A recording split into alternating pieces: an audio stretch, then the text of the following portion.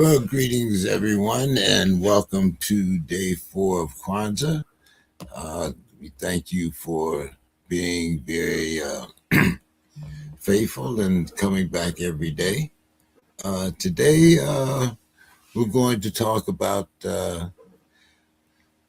cooperative economics, and it's not a feel good idea, it's really a survival strategy.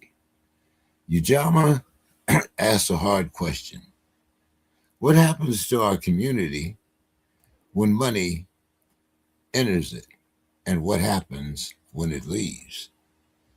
Too often, resources pass through without building anything durable. Wages are earned, spending happens, value exits as quickly as it's arrived. Ujama challenges that pattern.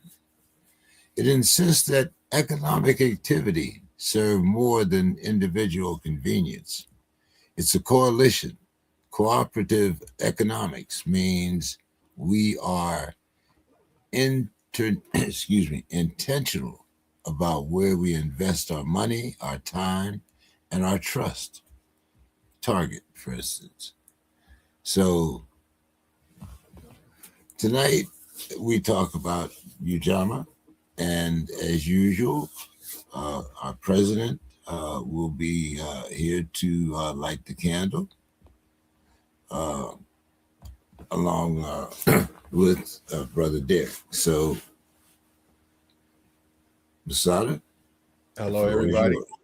Thank you. Welcome again to the celebration of the holiday Kwanzaa, December 26th through January 1st. And it's here to celebrate the seven principles. And the seven principles are Unguzu Saba. And we start with the first one. This is a Kanara. And the first day you light the black candle. The black candle signifies unity. After that, on the second day, Kuja Kalia, you light the red candle. Kuja Kalia is self determination. Um, so it's unity, self determination. After that, on the third day, Ujama, that one stayed there. Good. Is collective work and responsibility. Today is the fourth day. On the fourth day, you light the other red candle. And it is cooperative economics strategy on getting us all equity, which leads to equality. Brother Derek, I believe this would probably be a subject that you could speak upon when you talk about cooperative economics. I'm thinking about the boycotts in Montgomery, some of the economic power that was taken by the black community during that particular time, and also to a great extent, we have used it against a well-known corporation during this time. So I think you would be more than an expert on the organization and uh, the importance of cooperative economics within a coalition. Well, thank you, Brother James. I do think that is a most powerful tool because you hit people in their pocketbooks, right? You hit people in their wallets. That's what these corporations understand. And when they decide to disband like their diversity, equity, and inclusion programs, it's because they believe that people that think that's okay. There are more of them than people who would have a problem with it, and that their profits are going to continue to grow. And if some certain communities feel alienated or abused or unappreciated, well, it's okay as long as the bottom line continues to strengthen. And so what we did see with that certain corporation, apparently we don't want to name them, is I have no problem naming. I mean, I was just, that was just for political correctness. Believe me. okay. Well, I'm real glad that finally, after my 25 years working for political appointees, I still have to have some discernment, but for the most part, I can finally not be politically correct. So Target is the company, and again, a local pastor here of a mega church, Reverend Jamal Harrison Bryant, kind of was the one that spearheaded and called for that boycott, and it's hurt them significantly, frankly. But yeah, historically, we've had that. The Montgomery bus boycott, the 381-day Montgomery bus boycott, Operation Push out of Chicago, led and created by Reverend Jesse Jackson. In fact, today, I think they had their 50th anniversary. And this was the first time he was not present for that anniversary because, of course, he's ailing now and going through some health challenges. But they were very masterful at doing that. People united to save humanity, and they went against companies that did things like, again, went into Black communities, profited from Black communities, and oftentimes provided the worst of their goods and services, the lowest level of those services. In other words, if there were cans, they may have been cans that were dented, or the food that was a couple days older that went to the grocery stores. Yeah. And so Push went against those companies and set up picket lines and encouraged people not to spend their money with companies that will abuse you, will treat you as second-class citizens. And they were very successful, and as was certainly the organization I was a part of, and very proudly claimed the Southern Christian Leadership Conference, which did the very same thing. And so you challenge these people and you say, if you're not going to respect me, I'm not going to spend my money with you. And so that was one of the things that we lost in large part when desegregation happened, because before desegregation, we couldn't go and spend our money with other communities. We had our own communities, and we had strong mom and pop stores. I know here in Atlanta, we have the Sweet Auburn district, which is at one time was certainly one of the 3 or 5 to 5 most robust economic engines in this country for Black people. And of course, when desegregation came, and then we could go and spend our money elsewhere. And that's what, frankly, we started doing. And to some extent, that weakened the power and the influence of the Black community.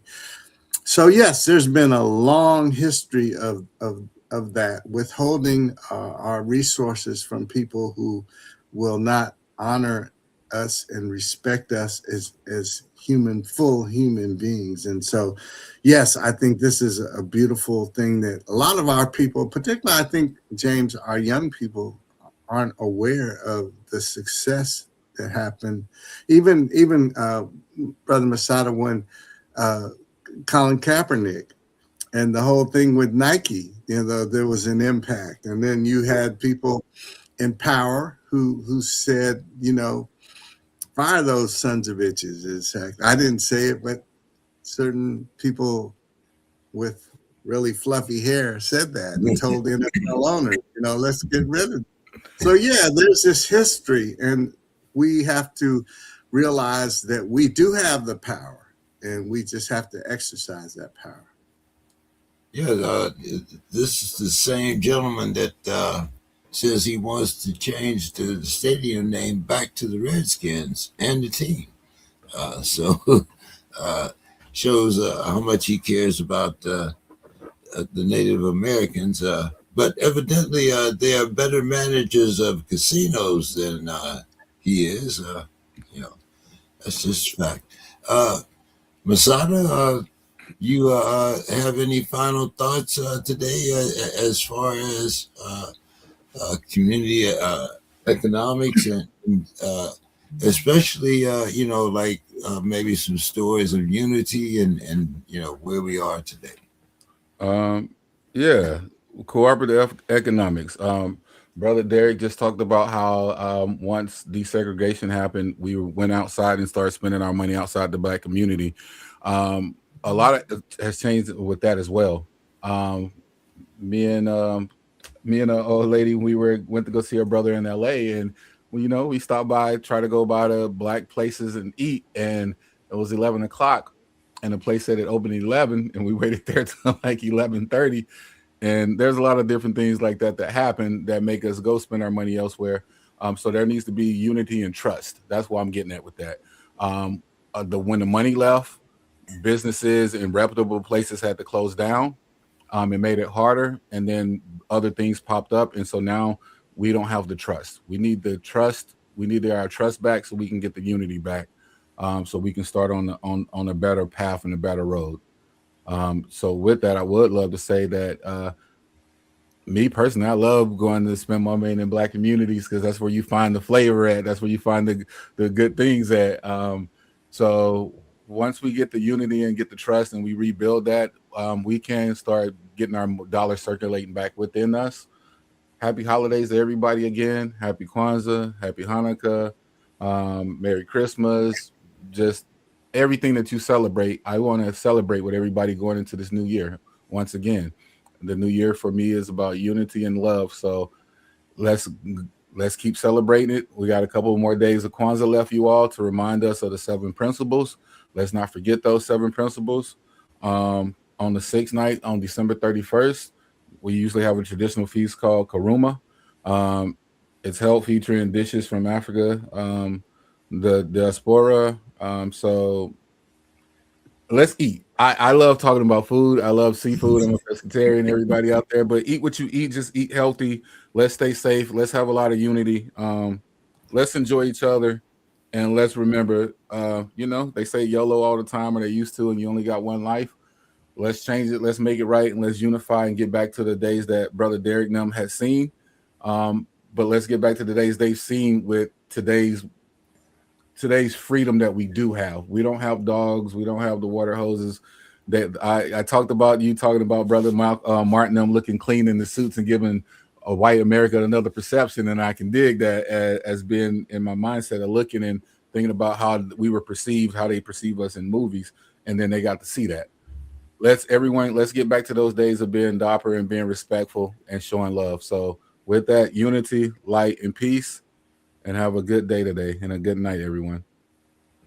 Brother James, I Peace, have brother. one thing I should add about Yes. basically a broad range of people. So the Poor People's Campaign was in 1968, and that was what Dr. King was assassinated over, the Poor People's Campaign, because he called on working with people like Cesar Chavez. He called for the Latino farm workers. He called for the poor white coal miners in Kentucky, the poor farmers, black and brown and white farmers, all to come to DC to call for a redistribution of the wealth of this country. They said that too much, the people at the top making all the money, people at the bottom doing all the work. We need a redistribution of the wealth. And so he was, I believe in the people that knew were very close to him.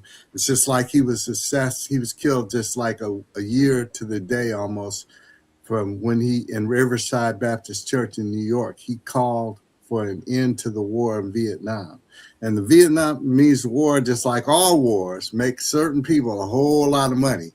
So when you go against that economic system, there's a price to be paid. Now, we don't have a Dr. King, we don't have a Malcolm, but I'm saying we cooperatively can call and challenge the system that that you know takes advantage of and just it just dehumanizes people and it victimizes people for the profit. And so thank you for this. And I think it's a great fit for what we're talking about in terms of cooperative economics. We just have to make certain demands on our society and the powers that be that want to believe it's okay that for certain people to make 1,000 times more a year than people who do the actual work. No, I'm going to make one, I guess, observation there, because I am supposed to be the pessimist on this panel. And I would like to hope, and everyone knows how I feel about that word hope, but that the next Dr. King, the next Malcolm, the next Black leader is here. Whether he's the age of Masada's son, it might be Masada's son. It might be your great grandchild. It might be my great grandchild. But I would like to think that there is someone out there that is molding that next person. I would say, since we're using the name Target, I might as well say the next hero, because we need leaders. We need visible leaders. We need leaders. Even when Al Sharpton was 350 pounds, he was a visible leader. He was out there. Whether you wanted to agree with him or his politics or not. Jesse Jackson, the same way. I can go back even further than that. Adam Clayton Powell. That's right. Sometimes you have to be that face. But I would like to believe that somewhere out there. I have to interject. I think we have a lot of them that we're just not recognizing. Me and wifey and people talked about it the other day. I have a few idols. She saw the picture of Muhammad Ali and she was like, why are these just laying around? And I had to remind her they were from my cousin. He's been in the shop. He has a street named after him, right? And then I was talking about that. I don't idolize a lot of things. I don't. To me, a lot of things aren't grand. But to me, a Muhammad Ali, Martin Luther King, and a Malcolm. And then I told her, I said, you know what? I might have to pick Kaepernick in that. And then it dawned on me, he's about 3 years younger than me. And it's like, oh wow, hold on, he's younger, and I'm still able to recognize that he did something that I'm not comparing him, but he did something that a Muhammad Ali did that other people wouldn't do. He sacrificed his career, his monetary system, way of making money, his brand, himself, for a greater cause when he could be living good. We can name a lot of reasons why he could have faded out. He could have faded out any type of way, like a lot of people do and make excuses. So, Brother James, I think we do. I think you are. I think Brother Derek is. I will say I am. We just need more recognition of the people to know that, and more people to come together, because what they have that Kaepernick didn't, or what I don't, or what you don't, or Brother Derek don't, they had the masses behind them willing to hear and understand and feel that same pain. Nowadays, we have division. Here's what I want. I don't want Martin Luther King Boulevard or Joe Louis Avenue, to be where it is, right next to the projects or right next to the low income. How come we can't name Times Square? I mean, I like that. Sure. I mean, pick up your phone. Look at Joe. Look up Joe Louis Avenue. Look up Martin Luther King Avenue. Anywhere you want to name any of those three men that you mentioned. The hood, I know. And look where that so-called tribute to them is located. Yeah. So, Brother James, I'll tell you a quick story about that. So, of course, I worked for one of the people, I think the person that led the organization co-founded by Dr. King, the SCLC, for 20 years, and that was Reverend Joseph Lowry. So he, Abernathy, King, Fred Shuttlesworth were among the founders of it. And he said, so here in Atlanta, we have a Joseph Eccles Lowry Boulevard. He says, why do all of our streets have to be in the poorest, most rundown neighborhoods? We have Martin Luther King neighborhood, Ralph David Abernathy Boulevard, Andrew Young Boulevard. Now that one's in a nicer neighborhood, but it's a great point, and that says something. And so we should have a responsibility to insist that those neighborhoods, that people understand and recognize the contributions of those people and what it means to us and what it should mean to them. Yeah, I have a quick perspective. We shouldn't have those. We shouldn't have projects or hoods. There shouldn't be. So when the neighborhoods we speak on, every night it should be nice. It's 2025. We have enough. We have enough to make every place nice. Yeah, There you go. nice. It doesn't have to be luxurious, but it should be livable. Habitat for humanity. You know, I mean, those words really mean things. But hey, as far as I'm concerned, let's trade Pennsylvania Avenue to Harriet Tubman Lane. I mean, hey, I'm good with it. Uh, if you can come over on the other side and turn the bottle upside down and take a picture, why not? Why not?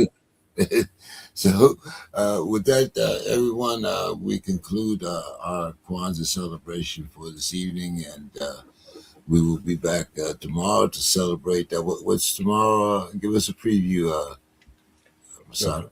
The fifth day. Tomorrow is 2, 3, 4. Tomorrow is Nia, purpose. Today is the fourth day. I've been up all night, y'all. So tomorrow is going to be purpose. And we went over unity, self-determination, collective work, and then today is cooperative economics. We're displaying all of those, you all. Self-determination, Kuja Kalia. I was up at 12 o'clock last night till 6 in the morning at the ER, and then I'm still right here. Collective work, Brother Derek, he got on and he told us, hey, sorry, brothers, I got a crazy week going on, but he's still here. And we're doing it all for like what they said. And the only thing, once again, I'm gonna reiterate that we're missing with any type of leader today is other people wanting the same things and not just wanting them, but wanting to have the Million Man March or have the let's all boycott Target. Let's all go to Washington, D.C.